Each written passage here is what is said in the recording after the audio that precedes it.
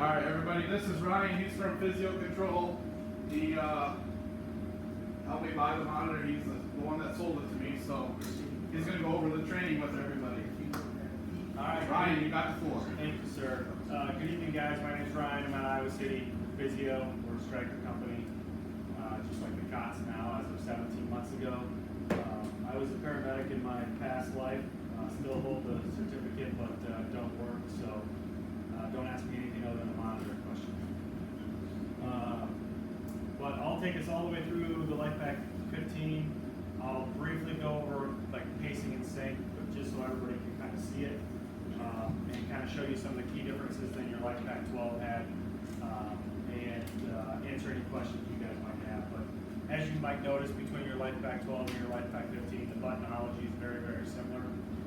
In other words, most all the buttons on the thing you find in the exact same spot, although a lot of the technology is updated. This is the version 4, came out about 8 months ago, 9 months ago. Some key enhancements on the version 4 Lifepak 15 previous. And kudos for buying low and selling high on your Lifepak 12, so good work on that. So the Lifepak 15 every morning at 3 a.m. will do a self-test. It spits out a sheet of paper, one sheet of paper 3 inches long. There, unfortunately, is no way to turn that off unless you leave the printer door open. And 99.9% of the time, once they self-test passed. If there was something wrong, it would give an error code, and our service tech can tell you what the error code means: pulse ox cable, blood pressure calibration, something along those lines. If there is a problem, the monitor's parceled off. What I mean by that, if pulse ox cable doesn't work, everything else works. If blood pressure doesn't work, everything else works. If end tidal doesn't work, everything else works. So, the monitor is designed to function regardless of what it might be saying. There could be a red light on here as well by the wrench, which would indicate that the monitor has an issue. That light would be shown with whatever it is. If you're on a call at 2:50 in the morning and the monitor is currently on, it would bypass the self-test for the day. If you're going to call at 3:02, it's in the middle of the self-test, you hit the on button, the self-test will stop, the monitor will immediately fire up. When you do turn the monitor on, it does do an abbreviated self-test, very abbreviated. It doesn't obviously charge the internal capacitor to 10 joules and dissipate it like it does on the 3M test, but it does do an abbreviated self-test when you just turn the monitor on.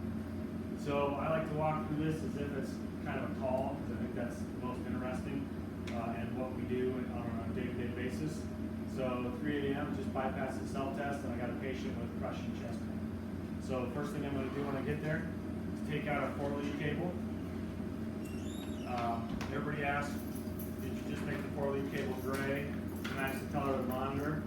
Well, probably so, but this actually has 5 times more shielding than your Lifepak 12 cable. Newer trucks, newer ambulances have more hertz interference, more LED lights, more things that can cause artifact coming in across the screen. So the whole idea is to have the ability to filter those out. So this cable is a considerable upgrade. Secondly, with this cable here, you notice our limb leads are considered a little bit longer than our arm leads, so we can get all the way down to the ankles if we wanted to. Realistically, patient with crushing chest pain, we know we're going to take a 12 lead. We want to get these at least off the core of the patient. So literally not just our 4 dots here. We want to get a little bit out on the arm, a little bit out on the arm, underneath the belt line, on myself, I'd stick it down my pants a little bit here. I don't really like going all the way to the limbs, because if the patient's moving a little bit, you can see that artifact. Second thing is, when you know you're going to take a 12 lead, green means go. I always put the green on first. Green is the right lower. The whole idea behind that is the sooner that can warm up the patient's skin temperature, especially in the winter months, the clearer your 12 lead will be sooner, because that's the camera looking up at the V leads. Okay, so I always start with the green when I put it on. RL, right leg, right? Smoke over fire. Should probably put it on the right one. Smoke over fire, clouds over green grass, however you want to look at it. When it comes to your leads, but if in doubt, LA, left arm. You can just look at them and get along. One thing I will caution you guys.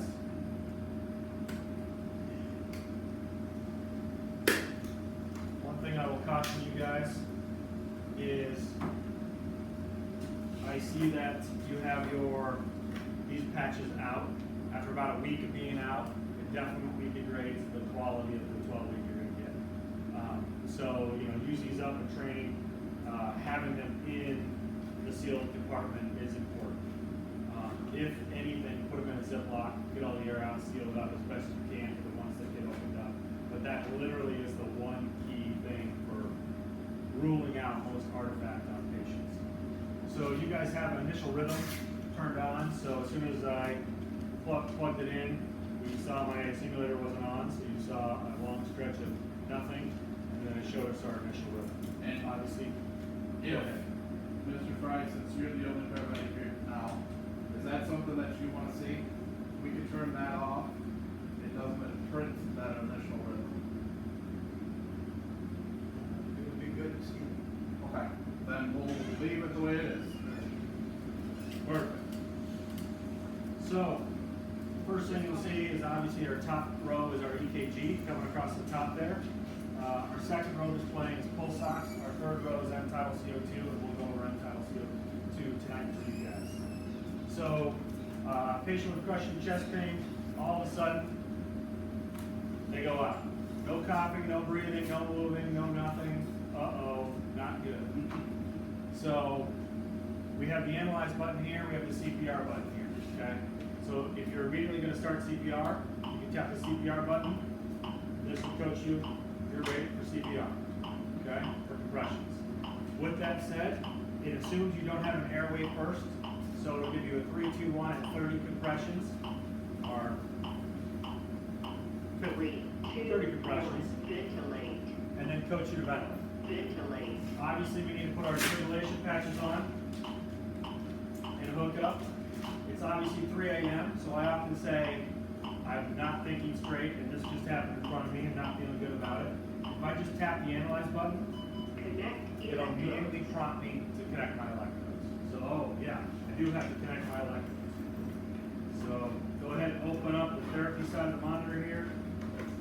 Pull out my therapy cable. I tear open my patches, plug them in, upper right, lower left. If you have to, you can go upper left, lower right as well. connect electrodes, If you accidentally tear these open, just own up to it. Sorry, today's date, you have 30 days. Okay? 30 days if you accidentally tear these guys. They'll still feel sticky in a year, I promise you, but they won't do what they need to do. connect And deliver electrodes, energy, oxygen, push, and lots analyze, of things around. analyzing now, stand clear, Nobody touch the patient. shock advised, Shock advised. All right. When I'm clear, whenever stand it's clear, push, shock buttons button, obviously lit up there, telling me, hey, press the button. Nobody touching the patient. Press the shock. And thankfully, start CPR, in our scenario, we of course get it back. So it will coach you with your 2-minute clock here. And of course, to turn that off, tap the CPR button and that will go on. Okay, that measure.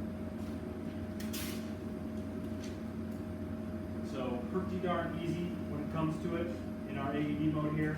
The way to get out of an AED mode is you know, an ALS, generally speaking, we don't usually go from AED mode to not, but an ALS provider can easily hit an ALS button, and then we're back to basically normal coming across the screen. Okay? Generally speaking, a BLS provider, an EMT level will just keep going down the AED cycles. Okay? So, just for the sake, I'm going to kind of glance over a few of these other buttons because I think it's kind of important. Bottom button over here, sun view. There's the baseball diamond on a 3 p.m. on a bright afternoon. Easy ability to see the screen black on white. I mean, it is bright. It works very, very well. Tap it, it goes off. It'll always default to come on in color, but if you tap that sun view will go off. Top-down operation on the pacer. If we had a rhythm we needed to pace, I'll make it something interesting here. Literally, considering it's an ALS function, tap the pacer to turn it on, default rate to 70. If I wanted to move up and down my rate, I could. Start stepping up my current, looking for electrical capture, double checking for mechanical. Fantastic, got mechanical and electrical capture there. And I can press my pause button to see the underlying rhythm. It would pace if needed, but this would give you the ability to see what's underneath that rhythm. As long as you press it, hold the pause. Obviously tapping that turns it off. Last ALS function I'll really go over synchronized cardioversion. So now when you see something we need to synchronize cardiovert, tap the sync button. This stamps out our R waves. Select our energy. My protocol is always 100 for synchronized cardioversion. You can go ahead and charge. The only difference here is press and hold the shock, because in this situation, we just have to shock at the appropriate time, aka syncing here. So press and hold, synchronize cardiovert, and now we're back. So anytime we defibrillate, it will give us a 3 seconds pre and a 6 seconds post shock, just like your Lifepak 12. It will remember this. This monitor has 16 times more memory than that monitor, so you guys will get a lot of calls in your monitor store. First in, first out. So this call will go away in 3 months when you finally fill it up, because tonight will drop off, and November 15th, obviously, just throwing a date out. Okay? So, we went there for crushing chest pain. We've been through our paces. Now we should probably take a 12.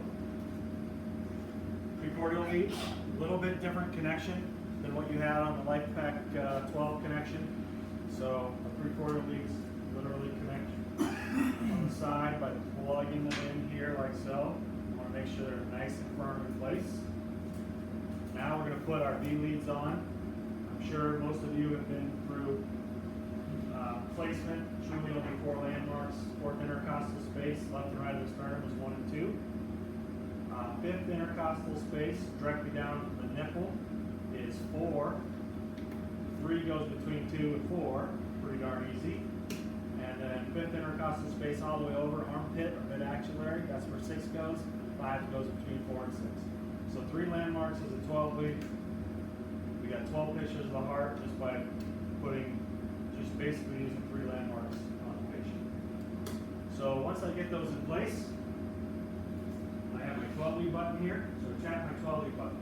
It says patient's age. We can dial this up or we can dial it down. It's actually age specific all the way down to 1 day. I hope we never have to do that. I'm going to say for today, we have a 55-year-old, and then it's asking for the sex of the patient. It is important to get the sex correct because ST elevation threshold for a male versus a female is different for STEMI versus non-STEMI. So I'm going to say we have a 55-year-old female. Once I do that, this is the 10-second period where you're not asking the patients questions. So they're staying still, no sample history, no what you eat for dinner, no how do you think the Cubs are going to do this season, whatever it might be. That is a good question. So once it takes the 12 lead, it'll spit it out. Now you can ask all the questions you want. And let's see what this one said. So the Lifepak 15 has the Glasgow 12 lead algorithm, both age and sex specific. Also sees STEMI through bundle branch block. That's a cool feature that no other monitor has, not even the Lifepak 12, not our competitors. So other monitors would say bundle branch block, unspecified, couldn't say STEMI, non-STEMI. So looking at the 12 lead right here, this has the age of the patient in the upper left, the sex of the patient in the upper left. This is the interpretive algorithm, meets ST elevation criteria, sinus bradycardia, inferior ST elevation, consider acute. One nice thing about the new Lifepak 15 is we give you the STJ measurements right on this 12 lead. So this is cool from a sense of basically zeros and low ones are good, zeros and negative ones are good, 2s, 3s, and 4s, or upper ones, 2s, 3s, and 4s, bad news bears, lower negative 1, 2, 3s, and 4s, bad news bears. So if I see all zeros down there, I know from an EKG standpoint, we're probably doing okay. Now, here's the trick question of the night. This says normal sinus, but my patient is saying I have 8 out of 10 chest pain. It's just like my last heart attack. They got nitro. What do you do? Radical control. Treat the patient, not the monitor, right? So we're going to follow our chest pain protocol. Okay? So this is just a nice to have, right? But we're always going to follow our chest pain protocol. So whether this says heart attack or this says no heart attack, they got 8 out of 10 chest pain, it sounds cardiac in nature, you're going to follow your chest pain protocol. Okay? So that's the one trick question for the night. Not too difficult. Secondly, once you take a 12 lead, the Lifepak 15 every 30 seconds goes, hey, I'm going to remeasure this in the background. Ooh, it's changed. You give it nitro, your You're giving oxygen, you're giving aspirin to the patient. Probably pretty good reason why it would change. You're vasodilating the heart. You're allowing more oxygen to get to the heart. 30 more seconds goes by, opens it up again, and goes, hey, I'm going to check it out. And so what happens if it sees 5 changes, 5 consistent changes? They don't have to be in a row, because we might be driving down here and we have the crappy part of the blacktop, and you get nothing when you drive on that crappy part of the blacktop. It'll go ahead and spit out another 12 lead. So I'll pass these around. This one says normal sinus. You'll see zeros and negative zeros. This one says bad news bears, ST elevation MI. And the monitor does that automatically. Quite literally, you don't have to touch any buttons. So if it's spitting out another 12 lead, it saw 2 changes in that 12 lead, and they were consistent for at least 2.5 minutes. Okay? So will it really happen in 2.5 minutes? No. But will it really happen in 5 minutes? Yeah. In EMS world, it will really happen in 5 minutes. And more times than not, it starts out saying, hey, this is bad. And by the time you get to the hospital, you vasodilate with your nitro, you give them aspirin, they're on high flow oxygen, you'd be surprised. More times than not, it will normalize that 12 lead over time. Okay? So that's why that EMS 12 lead is the golden 12 lead, and I know everybody's pushing to have 12 lead in the pre-hospital setting, even at the BLS level for that very reason. So we want to transmit that 12 lead. The nice thing is it is carbon copied to exactly what you get on your Lifepak 12. Modem is on the side here, connected to the cellular network, uses the data side of the cellular network, so even in points where you can't make a voice call in this area, you can probably get a 12 lead out. It's only 100 kilobytes of data. So quite literally, we hit the transmit button here. It'll always default to send the last 12 lead you took. Now, my last 12 lead said pretty much normal. I'm going to roll back to 12 lead number 1, and site-wise, I'm going to pick test, okay? Because I don't really want to send that 12 lead to Anthony right now and have them freak out. In fact, I'm going to send 12 lead number 2 just because it completely says normal. Not that this would go awry, but I don't want to send off any alarms and make them think that you guys are showing up and needing to get the caliber. So the temperature you can transmit 0 to 99%, handshakes with our cloud. Once it handshakes with our cloud, it basically says Leaf River's trying to connect to XYZ hospital, handshakes with the hospital, reports back to the monitor, yes, the 12 lead transmission is complete. Okay? And Jeremy, I don't know if you set it up that you get text message or whatever it is anytime you transmit. So transmission complete. You can also log into your LifeNet system on the computer side and see all these all the way back for indefinitely. You can't see the 12 leads indefinitely, but you can see that you sent it to hospital ABC. The hospital says, hey, we didn't get it. Our system's like 99.9%. It's pretty awesome when it comes to 12 lead receipt. If for some reason you are driving in one of those areas where you go down the hill and 0 connectivity, basically no service, it will try 3 times to send it out. If it got out 50 kilobits of data previous to it failing, the next time it only has to start at bit 51, and the rest of it sent. So each one would get narrower when it transmits. I will say you can get a false negative. This can say transmission failed. About 3% of the time, this can say transmission failed, and it's actually at the hospital. That's not the end of the world in Physio's opinion. What happens is it only tries 1 time to come back and handshake with the monitor to say it's there. And if that time you drive down the hill and it doesn't get the handshake back, it might say transmission failed, but it's truly sitting at the hospital. Is it a big deal if the hospital gets 2 of the same 12 lead? Probably not. So I've just transmitted again. Okay? So that's the 12 lead side, Glasgow algorithm, age, sex specific, C-stemming through bottom branch, and if it spits out another 12 lead, you know something's changed. Okay? 2 or more leads, something's different. So I would probably follow your protocol, but I'd probably send both of them to the hospital because they can go, wow, things are getting better, or wow, things are getting worse, or whatever it might be when it comes to that. Moving around the horn here. So just to ask a question. Yep. We have to transmit both of them if we're going to send them both, right? Correct. Okay. It will not just say I'll send all 12 leads taken with this patient. It would select them. It'll always default to send the last 12 leads you took, which you should really be taking it and sending it within 2.5 minutes. Yeah. So it will always be the last 12 leads you took. In my scenario here, we let 3 minutes go by before I sent it, so I had 2 12 leads there. So unfortunately, we can't do an auto transmit because it would only be to one site. So you'd always have to be going to the same hospital.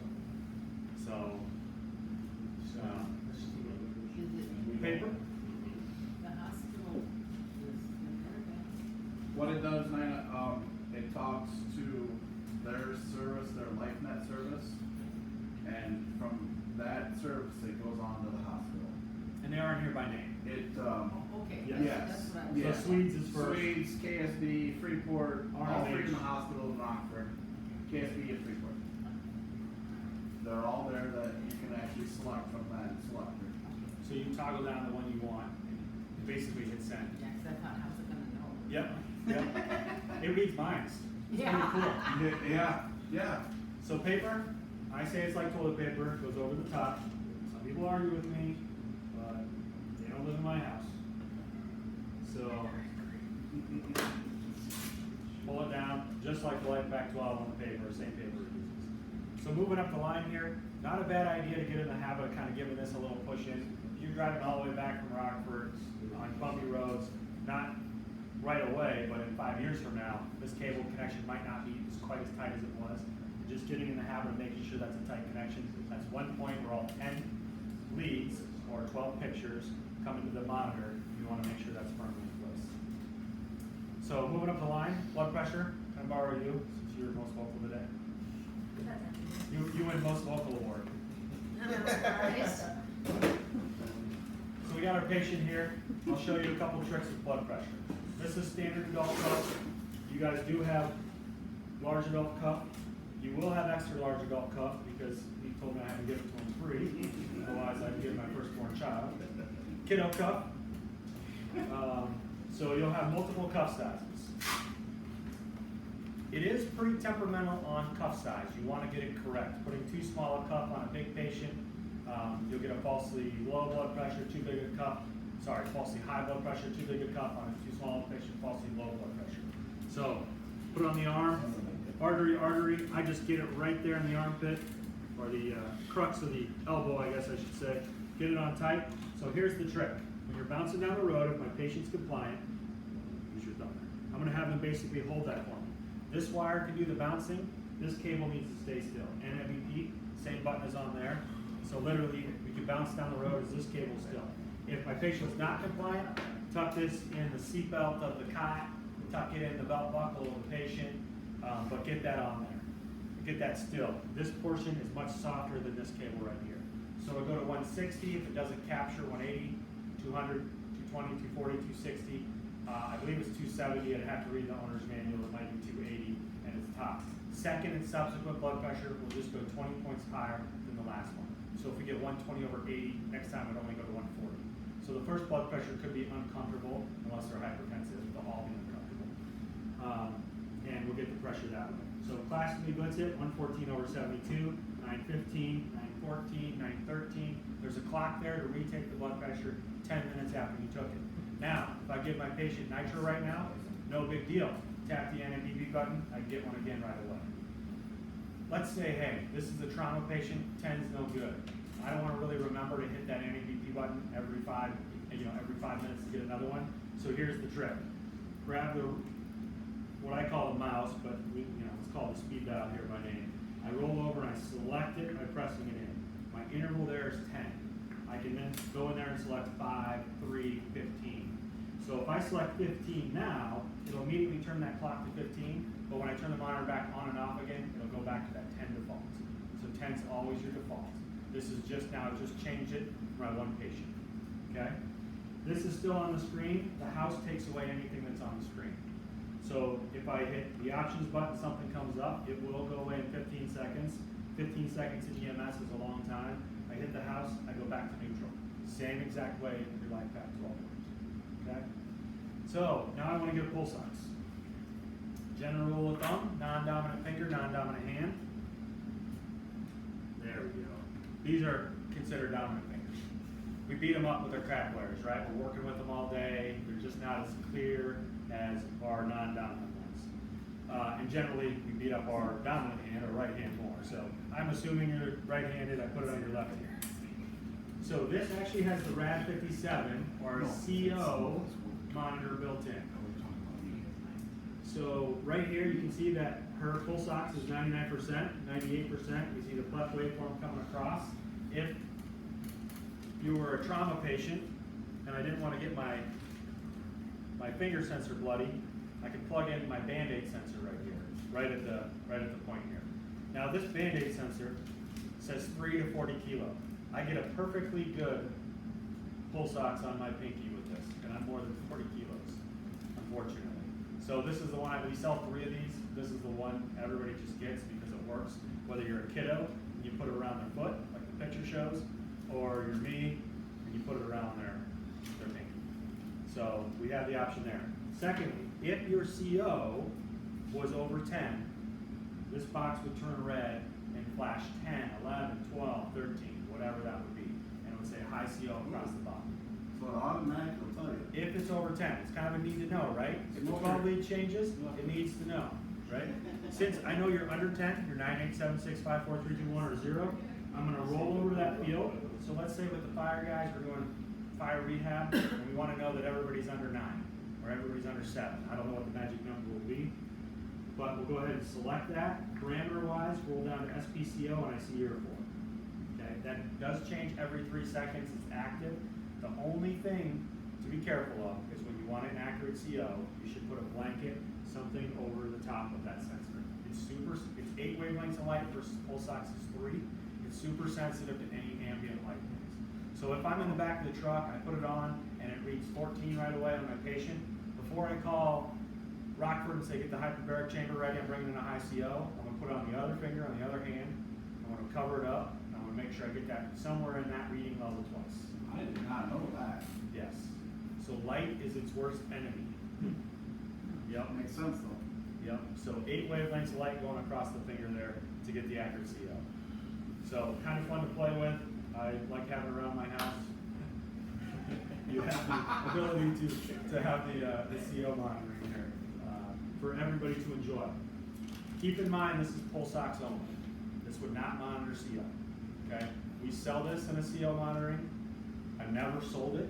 I've seen them. They're like $80 a use because a lot of that technology is in the finger sensor. And then you throw it away.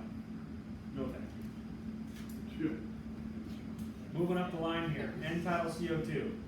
So this is, everybody gets CO2 and CO confused, right? This is basically blood level of carbon monoxide versus end-tidal CO2 is what we breathe in and out, gas-air exchange, right? So you guys have them in these little bags right here. You have a non-intubated one. This is a standard nasal cannula, your COPD, your asthma patients. You have an intubated one or a King LT combi tube right here, okay? So we got 2 of them. I travel with my own. It's weird, I know. So the monitor doesn't care which one I plug in. It's only looking at the value of end-tidal CO2. So righty-tighty, as soon as that makes a connection in there, it pulls up here. And so this would go on my endotracheal tube, King LT, combi tube, whatever it is. The ambu bag would go on the top of it, so this is just going in line.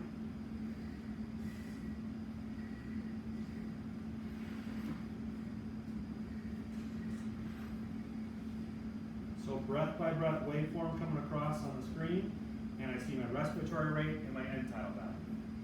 So my respiratory rate was breathing fast was 32, my end-tidal value was 25.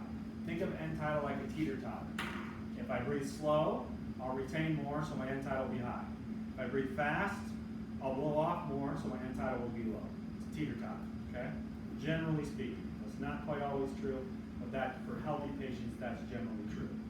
If I'm apneic for 30 seconds, the monitor will say, hey, did the tube come out? Did the patient stop breathing? It says apneic, 32, 33, 34. Start CPR on her. Yes. I'll get the metronome. You're so good. So we have the ability to easily take that. These are disposables. You guys have over 25 of each of them. You know, you might use a few more to start to kind of get familiar with it. You might have a couple for training and not put people's mouths on it. The only thing with theirs when we put them on the emblems is I have to get some oxygen tubing because theirs does not have the full oxygen tubing. So this is a Christmas tree to have extension tubing put on it. So In the future, you can order it with the tubing. yeah, we that's how we order it, and that's how all the hospitals replace it. Got it. Which is fine. That's totally fine. All right, very good. I just want to make sure that when I put them on, I will have the oxygen tubing probably wrapped with it.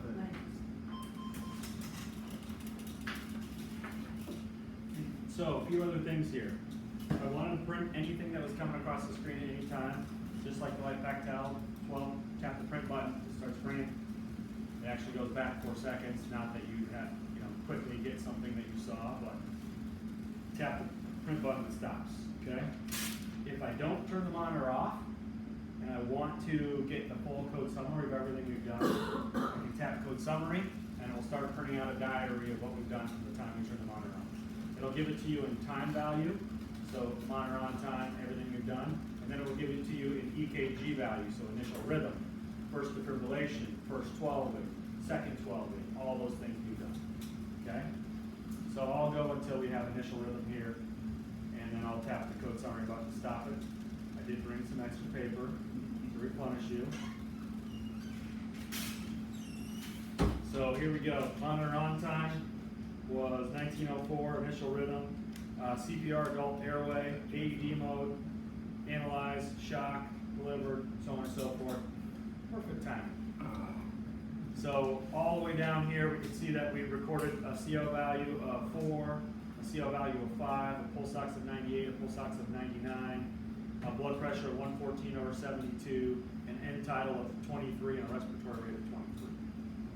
So it will record everything every 2 minutes as it goes down. Then the EKG strips will start. Go on. So before I turn it off, I want to show you one other kind of cool button that was on the Lifepak 12, but you guys probably never used. It's the event button. So the event button, you could roll over here and say CPR and timestamp your CPR.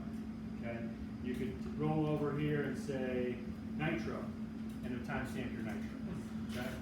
Realistically though, how I see you guys using this and how I used it was if you tap the event button, every monitor Lifepak ever made, the top one's generic. Tap it again, it says generic at the time. If you gave nitro, tap. Event. You got the exact timestamp. The monitor's set by the modem time, so it doesn't wander. And as long as you don't do it 25 times, if you just do, I know first one was nitro, second one was aspirin, third one was nitro. So I got in my head, nitro, aspirin, nitro. I have my timestamps.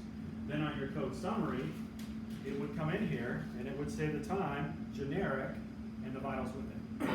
Okay? So kind of a nice feature to easily go event, and that way you're not in the back of the truck going nitro, event, oh, no, wait, there it is, oh, I got it, and that's just not realistic, unless you got someone kind of sitting there and they're doing the monitoring all the time. So double tap the event button, it gives you a generic, it'll timestamp it, and give the associated vital signs with it. Pretty darn easy to use. Last but not least, there's a big change between the Lifepak 12 and the Lifepak 15. That, you just tap the on-off button, it goes off. This is a full 4-second hold to go off. I tap it for 3 seconds, it doesn't go off. I literally press and hold 4 seconds, the monitor goes off. There's no auto shut off on a Lifepak, okay? So, I've seen it happen one time, my whole territory, it was Freeport Hospital.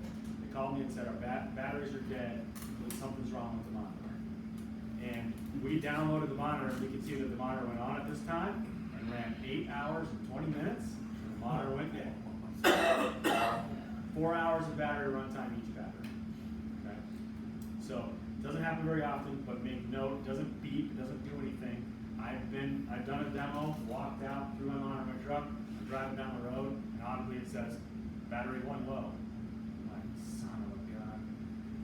It's in the way back. I gotta stop to turn the darn thing off, unless I want to listen to it talk to me the rest of the way home.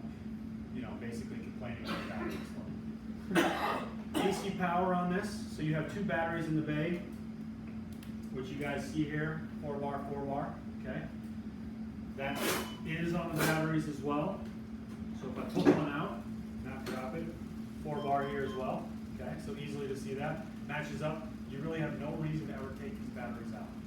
They don't need a condition cycle, they don't need anything to it. And how you're going to charge them is with this cord right here is the AC power cord. And so this will get set or mounted in your truck. Maybe you'll mount it above the monitor here against the wall. And when you have shoreline or inverter on, this will go green. And then this extension cable will plug in right here. Very obvious, there's a flat side on this. Flat side to flat side. Goes in place clicks in place, and the green light here on battery will be lit up, okay? Showing that it's plugged in. So this will just sit here basically charging, and it's a simple twist and pull to pull it out. And if you do grab and yank, you're not gonna break it. That one, the first time you grab and yanked it, you broke it, and then it was just nice and easy in and out every time. This is actually designed for EMS so you can grab and yank it. About the only thing that this has tragedy against is if you slam it in the ambulance door. Which I've seen. I'm not trying to jinx you. So, we got done with the call, we come all the way back to the station, we go, crap, we didn't get the code summary. We turn the monitor back on, we go to options, we go to archives over here, tap archives. If you want to enter archive mode, you can't monitor a patient. Yep, I get it, no big deal. So here I'm now on the memory side of the monitor. What do I want to do? I want to print it. So I select print, I go by patient here, everything's stored by date and time. So 1904, 704, we started. What do I want? Hey, I want 12 lead number 1 again, print. So now I got 12 lead number 1. Or maybe I just want the vital signs, print the vital signs. Or maybe I just want EKGs, so I print the EKGs. Or I want the whole code summary, you can print the whole code summary. So this will give me that 12 lead again, and when you guys are passing around, here's a carbon copy of it. This one I can print and put on the wall. So the only way to get out of this is that 4-second hold to turn it off. All right, one of the most important things is how we wrap up these cables at the end of the call to make sure they last a long time. So I do like to go over that in detail here because I think it's super important.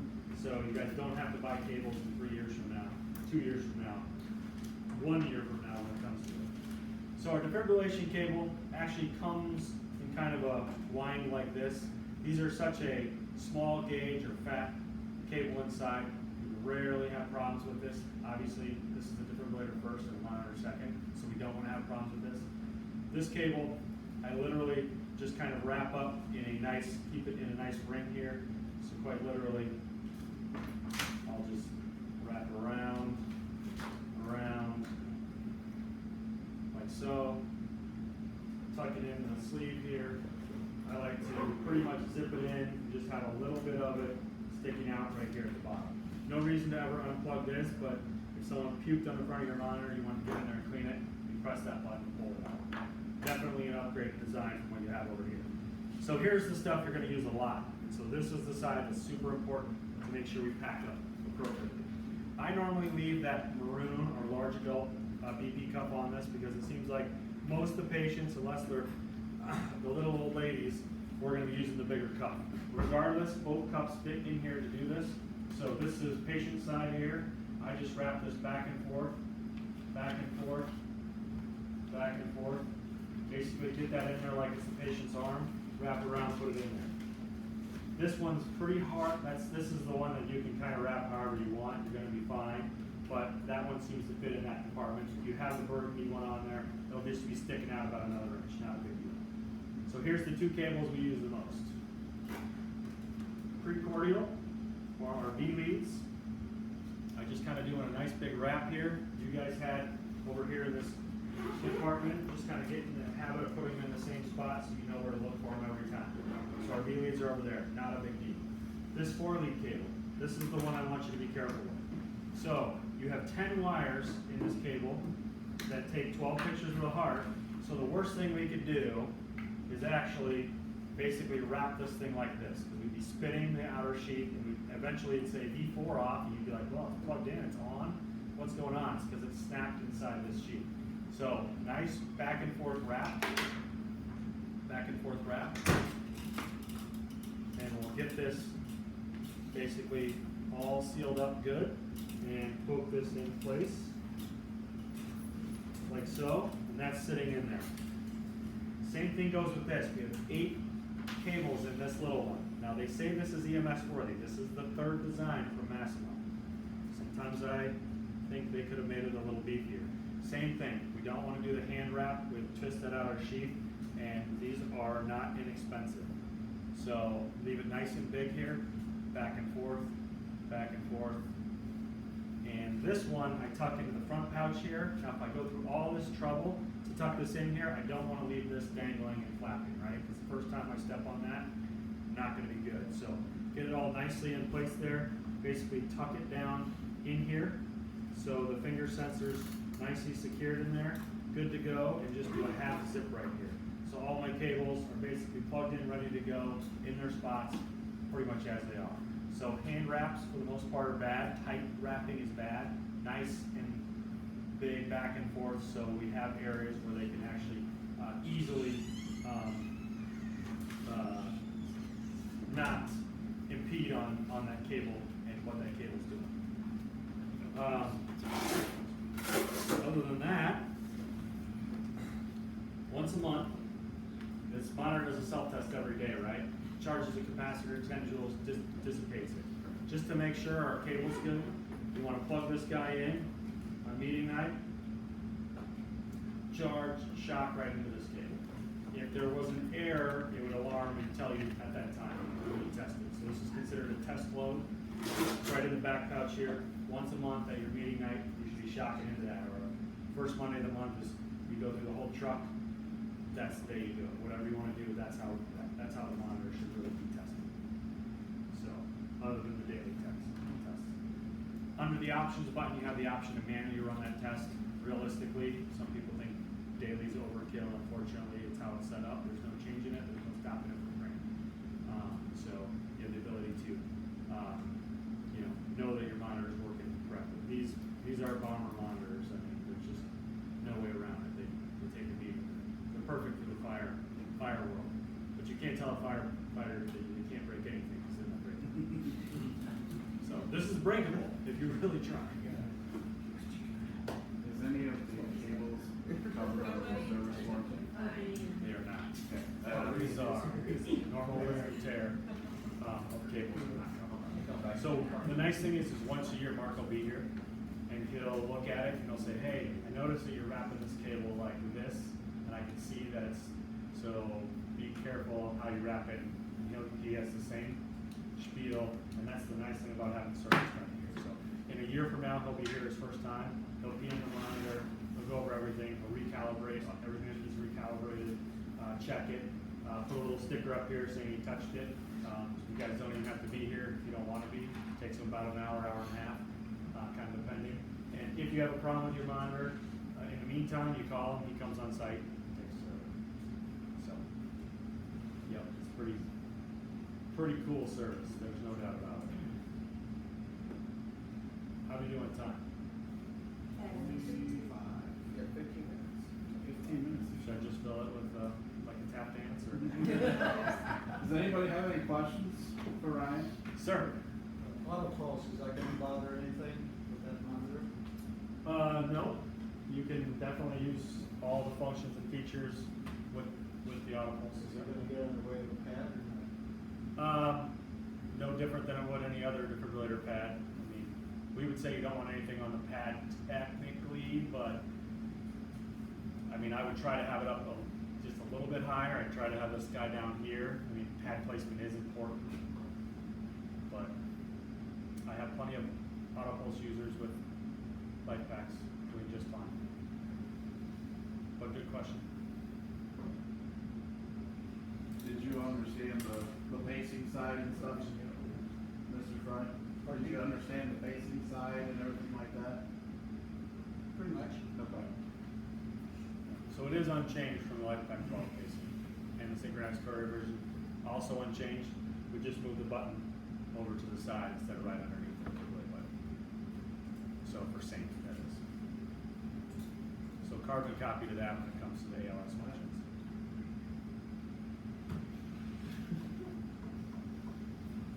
So.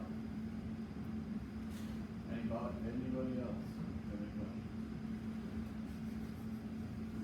If something were to fail and I don't see that the self-test fails, let me know ASAP.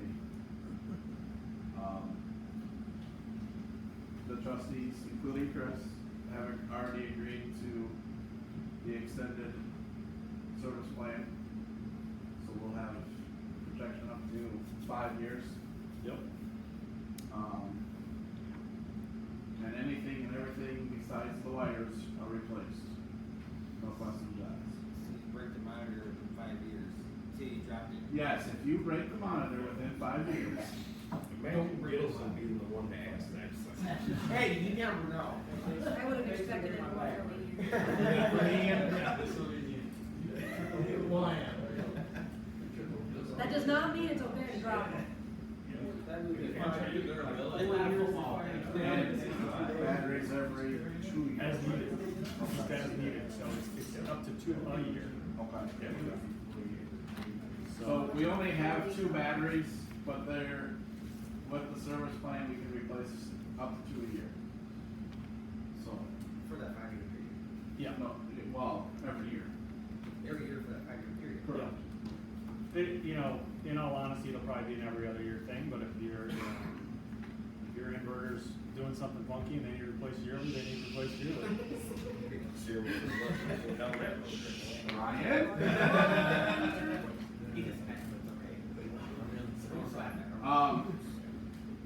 Then at some point, we will mount that big honking charger somewhere. I just don't know where yet. You got 5 feet of cord, so. Plus one, what did he say? Nothing. Do I want to know? No. You want a charger shoved up your ass? That's a loving group. You should see some of us. Notice I included us. All right, if anybody does not have any questions in this, we thank you, Ryan, most definitely. I owe you an extra large, the bigger cup. He owes